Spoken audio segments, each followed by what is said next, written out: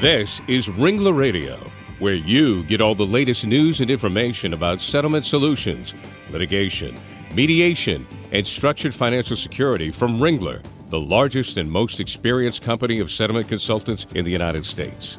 Ringler has been helping injured people and their families since 1975. Ringler Radio is made possible in part by American General, Liberty Mutual, MetLife, Mutual of Omaha, New York Life, Pacific Life, and Prudential. Now join Ringler Radio host Larry Cohen. Well, hello and welcome to Ringler Radio, everyone. I'm your host, Larry Cohen, and we're certainly glad you could join us again today. Well, combat arms earplugs were initially designed by Aero Technologies and were sold to the U.S. government and became standard issue for U.S. Armed Forces between 2003 and 2015, mainly in foreign conflict areas. Aero Technologies was acquired by 3M Corporation in 2008, right in the midst of the use of those earplugs. And product liability lawsuits have since alleged that some of the military folks who use these earplugs while training or deployed on active duty are now suffering from hearing loss and tinnitus.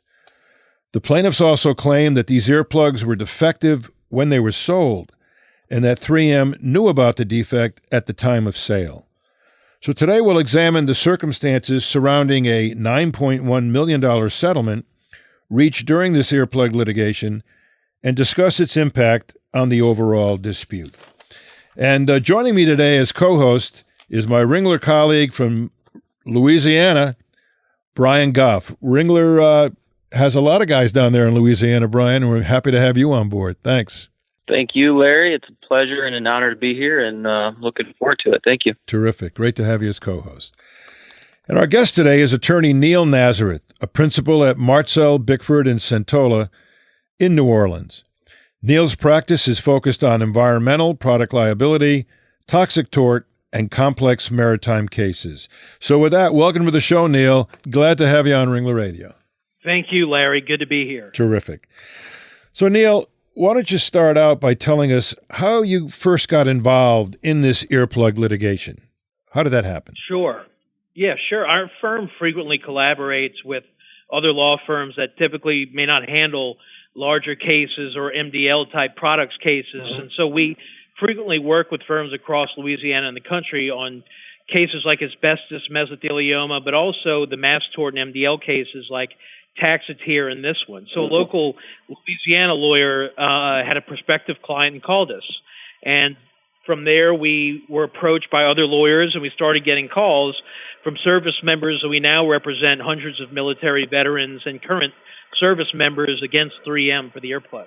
Neil, can you give us a general overview of the alleged defective earplug, the 2016 whistleblower lawsuit that started it all, and maybe how the earplugs have impaired its users?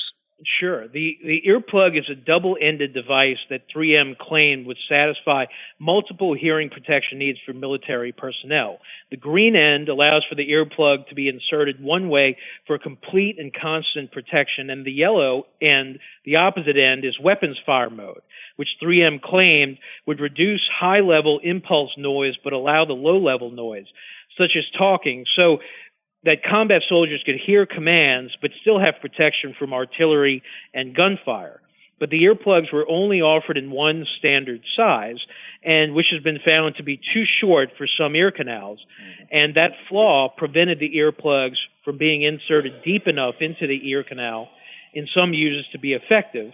Additionally, the earplugs were found to, over time, work themselves loose, thus leaving the user of the product with no longer functioning earplugs as they intended. Well, you know, Neil, your firm represents Uri Johnson and filed a lawsuit against the 3M company in U.S. District Court for the Eastern District of Louisiana. So tell us about Uri and what's his story in this matter? So Uri is a remarkable man. He's a U.S. Army combat veteran who was stationed at Jackson Barracks in New Orleans and then deployed to Iraq in 2005.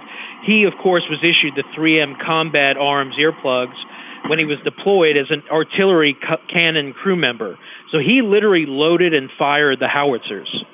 He used the earplugs during deployment as well as during training back in the States, and he suffers as a result from tinnitus and hearing loss and other damages for which there is no cure. Interesting. Neil, it's alleged that Arrow was aware of the defective flaws early in February 2000. They allegedly knew the earplugs were defective prior to selling them because they purportedly falsified test results, misrepresenting their performance specifications in order to qualify for multi-million-dollar contracts with the United States. Can you tell us a little bit more about that? Sure, Brian. Arrow won a series of indefinite quantity contracts to be the exclusive supplier of these earplugs to the United States military between 2003 and 2012. The problem becomes when Arrow performed testing. They did the testing in-house, and this is important, rather than use an independent lab. And the test results, their own internal results, were not achieving the desired noise reduction rating required by the government. And they violated, in fact, the testing protocol. So Arrow stopped testing of the green end of the earplug, for example, after only 8 of the subjects had been tested, and they found that they were achieving a rating of 22, when in fact the actual results were only a 10.9 rating, well below the threshold government specifications. On the yellow end, the testing showed an NRR rating of -2, as opposed to the 0 NRR, which is what they actually had positioned themselves. And so what they did was they manipulated the data to that point. They discovered in internal testing that when the green end of the earplug was inserted into the ear, it came loose, often imperceptibly to the wearer. And so because the earplugs were symmetrical, this same problem was occurring on the other end. And because they manipulated the product and the testing methods, they were able to get the contract because they seemingly conformed with the government specs. Interesting, Neil. You know, also the data that's been collected by the Veterans Administration shows that as many as 52% of combat soldiers return from foreign conflicts with significant hearing damage. And, what surprised me, Neil, and I'm sure is going to surprise many of our listeners, is that hearing damage represents the largest ongoing medical cost of the military. Wow, that was surprising to me. So how has the hearing damage, the tinnitus, the hearing loss, how has it impacted the lives of these veterans and these soldiers? Yeah, that's very true, Larry. I mean, the soldiers, there's thousands of them, have permanent hearing loss, and many are in their 20s. And so this impacts their military jobs as well as their civilian careers when they get out, and it's a lifelong disability. The VA has estimated $1 billion per year to treat hearing loss for over 800,000 veterans. And so they're suffering with hearing loss and ongoing tinnitus, and the costs are being passed down. The damages can be contributed to a myriad of other problems, including loss of equilibrium, trouble sleeping, and anxiety, and this is all from the tinnitus and hearing loss. Severe cases can be very debilitating, and tinnitus can significantly affect quality of life, including fatigue, stress, sleep problems, trouble concentrating, and it's even led to depression, anxiety, and irritability. Wow. You know, my wife often complains that I don't seem to hear her when she's talking to me, but I can't blame it on the earplug, so I'm in trouble. I'm in real trouble. Well, let's take a quick break right now, and we'll be back right in a minute, right here on Ringler Radio, with more from Neil Nazareth. We'll be right back.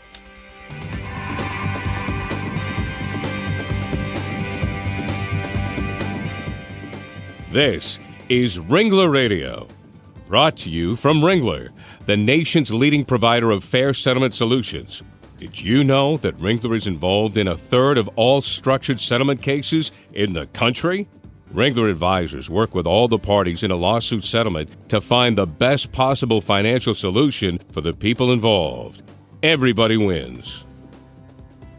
There's a Ringler consultant in all the major cities of the U.S. No one has more experienced experts in the settlement business than Ringler.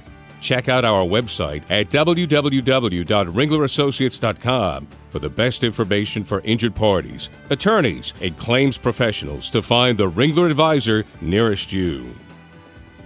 When it's your interests at stake in a lawsuit settlement, you want only the best, most objective financial plan. You can count on Ringler Advisors to create a customized plan that meets the financial needs of you and your family for the future. Visit ringlerassociates.com to learn more.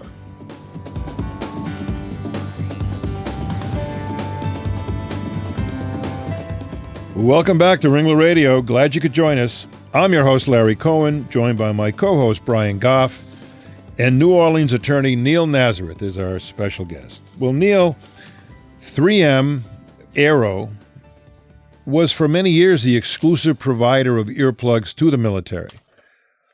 When did the U.S. government stop supplying these earplugs to combat soldiers? The exact date is not known to us at this point in the litigation, but in approximately 2015 is when it's estimated, quite possibly due to the Moldex suit against 3M and the resulting settlement. Mm-hmm. So 2015, so those earplugs were used, as I said at the beginning of the show, between 2003 and 2015. So that's quite a time frame to have used those earplugs out there in the military. That's quite interesting. I was just going to interject. Yeah, that's the 2003 to 2015 represents literally two generations of soldiers. Yeah, that's very interesting. Very interesting. Neil, in July of 2018, the Department of Justice announced that 3M agreed to pay $9.1 million to resolve allegations that it knowingly sold the dual-ended combat arms earplug version 2 to the United States military without disclosing defects that hampered the effectiveness of the hearing protection device. What was your reaction to this announcement, and how does it impact your cases? Well, I think the reaction from the Department of Justice is very telling. The acting Assistant Attorney General Chad Redler said that the government contractors who seek to profit at the expense of our military will face appropriate consequences, and that's after the court decision. And the special agent in charge, Robert Craig, said that the settlement demonstrates the commitment of the Defense Criminal Investigation Service and our law enforcement partners to hold companies accountable for supplying substandard products, and in particular products that could directly impact our service members' health and welfare. And I think that's exactly right. The litigation that brought about the settlement and the records and other information that was discovered will be very helpful and beneficial to the claimants in the present case against 3M.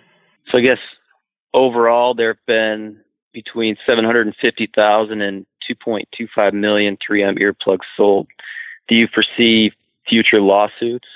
Absolutely, Brian. There are service members here and overseas who are battling hearing impairment due to using the 3M earplugs in combat-related environments but have not been diagnosed. And there are tens of thousands of these service members. And the more the public is provided information about hearing loss and the causes from these defective earplugs, the hope is that it's going to reach the service members who can then get proper diagnosed and treated.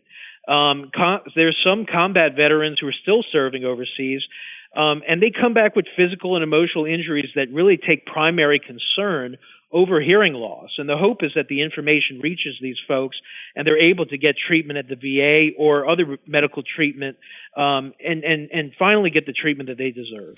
Well, you know, Neil, is this litigation that you're involved in, is it been classified as a class action? Is it a multi-district litigation scenario? Are veterans and others out there who get wind of what's happening, are they able to, opt into your action? They are. It's an MDL. It's in the Northern District of Florida in Pensacola. Mm-hmm. And so there is still time to sign up and become part of the case and get updates in that regard. Well, that's terrific.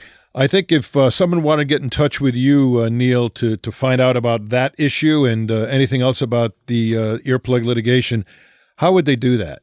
My email is nfn@mbfirm.com. That's November Foxtrot November at Mike Bravo Foxtrot India Romeo Mike.com.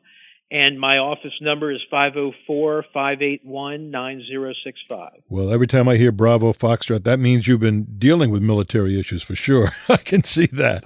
That's terrific. I sure have. That's terrific. And Bryan, if someone wanted to get a hold of you, how would they do that? Sure, Larry. My email is bgoff@ringlerassociates.com. That's Bravo Golf Oscar Foxtrot Foxtrot. And you can reach us anytime at 866-229-1154. Yeah, that's terrific. And you mentioned Yuri before, Neil, and his health issues. Just for our listeners who always get involved with individual stories like that, how's he doing right now?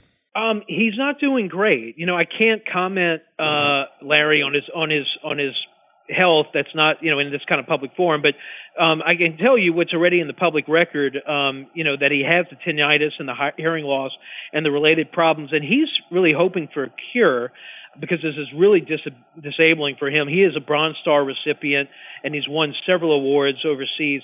But unfortunately for him, his hearing damage is permanent. Oh, wow. That's sad. It's, and I think a lot of those veterans, you don't realize, as I said before, it was surprising to realize how many of those veterans and military personnel are involved and have these hearing defects. It was quite startling to see the extent of it. And thank you for doing what you're doing to help give them some comfort and hopefully some compensation. Well, with that, I want to just say to everybody, if you want to reach any Ringler associate, you can reach them on ringlerassociates.com. It's a great website. You can get a lot of great information about structured settlements and a lot of other issues. And you can also, of course, hear any of the Ringler Radio shows on ringlerassociates.com. You can also hear the shows on ringlerradio.com, legaltalknetwork.com, or you can go to iTunes and download the podcast at your leisure and listen to Neil and Bryan and myself on this subject anytime you would like. And also, if any of you are concerned or wondering about how to get involved in joining what Neil is doing in this litigation, if you're out there hearing this, as Neil said, you can reach him through his email and through their website at their law firm. And I think that would be good advice to all of you out there. So with that, I want to say thanks again, Neil, for being a great guest. Thank you, Larry. And Bryan, thanks for being a great co-host. Anytime, Larry. Thank you very much. Terrific. And for the rest of you, go out and have a great day. Bye-bye. The views expressed by the participants of this program are their own and do not represent the views of, nor are they endorsed by, Legal Talk Network, its officers, directors, employees, agents, representatives, shareholders, and subsidiaries. None of the content should be considered legal advice. As always, consult a lawyer.